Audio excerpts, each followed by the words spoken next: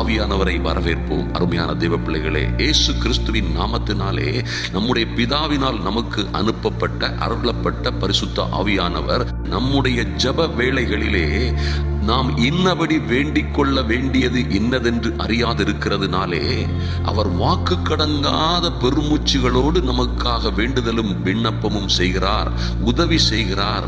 ஐயா, நம்முடைய பலகீனங்களில் அவர் நமக்கு உதவி செய்கிற கர்த்தர் என்று வாசிக்கிறோமே.